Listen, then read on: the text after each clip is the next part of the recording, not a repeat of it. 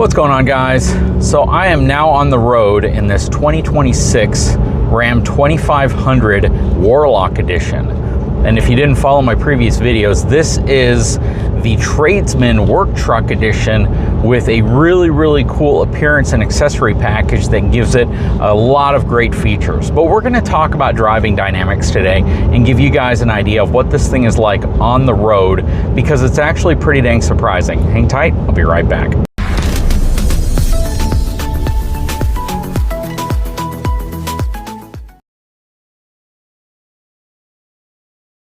Okay, so again, in this 2026 Ram Warlock, equipped with the 6.7 liter Cummins diesel engine, this specific setup is 430 horsepower and 1,075 pound-feet of torque. This thing is absolutely a monster.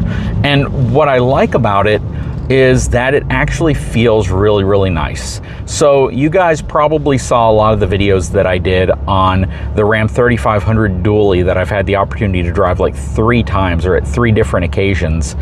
And that truck had like 5,600 plus pounds worth of cargo capacity. It was absolutely insane, the cargo capacity number, with the traditional leaf sprung rear suspension, not air suspension or any of that.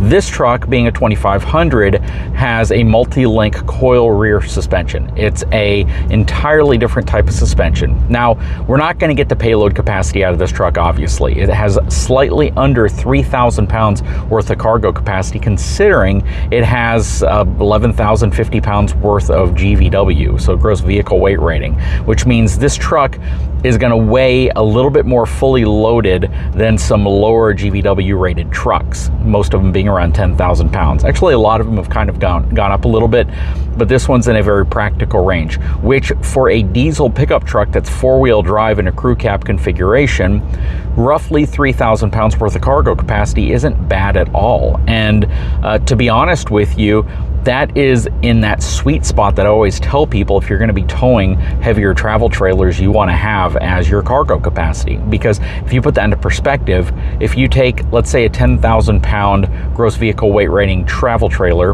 that weighs 8,000 pounds heavy, or 8,000 pounds empty, and you put 2,000 pounds worth of cargo and you're right at that 10,000 pound mark, you're likely going to be transferring about 1,000 to 1,100 pounds empty and closer to about 1,500 pounds, maybe even a little more when you're loaded up, which means on a truck like this, that's half of your cargo capacity.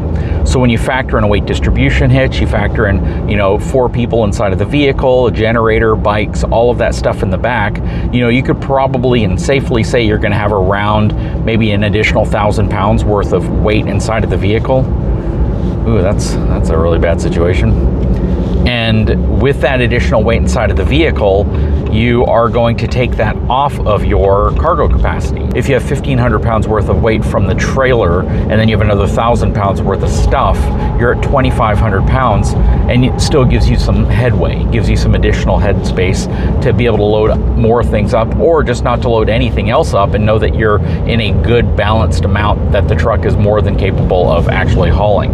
Now, what I like about this truck and what's surprising, and it's not terribly surprising because I've driven other versions of this truck, but it's actually been a while since I've driven a 2500 Ram. I've spent a lot of time in their dualies and their 3500s, which have leaf sprung suspension, but this truck having coil sprung rear suspension is actually really nice. I'm enjoying the ride, and I've had an opportunity to put about 50 miles on this truck since I've had it. And it just rides really smooth. It doesn't feel nearly as harsh as, say, my F450 or that Ram 3500 dually that I drove. And it feels like it's a good equal balance between the super luxurious, comfortable feeling half-ton trucks and a really stiff 3/4 ton truck from several years ago. So I definitely like what they've done. I'm sure the Bilstein shocks that come on this package help it out tremendously, because again, it feels very compliant and it feels really dampened for a 3/4 ton truck. Now, from a stance perspective, it feels like a big, massive truck. I do like the fact that the hood on this truck doesn't feel nearly as aggressive as some of the trucks that I've driven in the past. It doesn't feel like it's way up intruding in front of where you're trying to look. It actually has a nice sight line over the hood. The interior of this truck is interesting because it feels larger than most of the trucks I am in. My wife even commented on several occasions that this truck just feels super huge inside, and I think part of it is because this has the bench front row that you get with the Tradesman package. So it doesn't have a full center console, it's a bench front row seat, and it really lends itself to having a huge amount of space inside of the cabin, and it feels absolutely massive in here. My daughter, even in the back seat, she was like, man, it feels so large in here, even though when you look at the actual measurements, it may actually be a little bit smaller than some of the competitors. That said, this diesel has plenty of power, plenty of get up and go, very, very smooth shifting. The Torque Flight 8-speed transmission is buttery smooth, and what I really like about this specific setup is that they've dialed in the transmission and the engine performance to give you the type of acceleration that I think a lot of people felt they were missing with the previous generation, while at the same time giving you that super low granny low gear that you want to be able to tow heavy trailers and get them up to highway speed quickly. So again, I'm impressed with the overall driving dynamics of this truck. It feels really good, especially considering the fact that the last Ram heavy-duty truck I drove was a Laramie Sport 3500 dually, again with a tremendous amount of cargo capacity. And in many ways, I thought that that truck was more of like a man's truck, or more of like a truck person's truck. But now I gotta say that this truck probably feels even more like that, because it lacks some of the luxury features that the higher end trim like Laramie's may have. Well, it still gives you a lot of the stuff you really want. So you may want that 12-inch Uconnect screen, you're gonna get it. You want the navigation system, you're gonna get it. You want keyless entry, you're gonna get it. It's not gonna have the push button door entry where you touch the handle and it locks and unlocks. It's gonna have a traditional key, but you do have remote lock and unlock from the remote fob, and it's gonna have a remote locking tailgate, which everybody wants, even though it doesn't remotely drop, which a lot of people don't really care for. You get your tow mirrors with this package.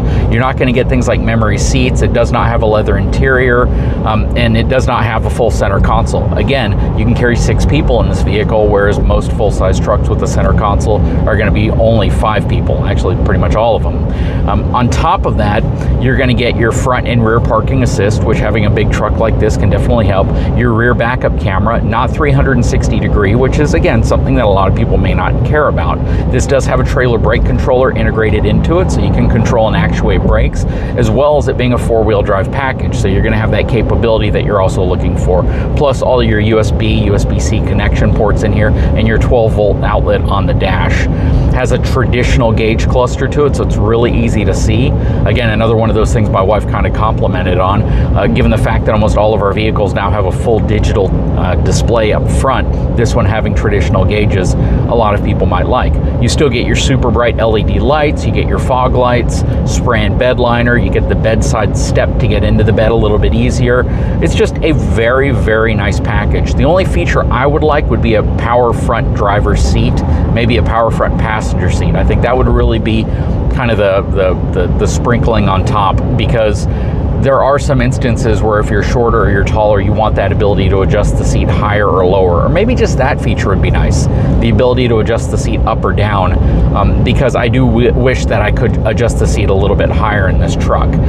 But overall, it's not a bad seating position. I just have to realize that I don't have that flexibility that I might have in some of the other vehicles we have.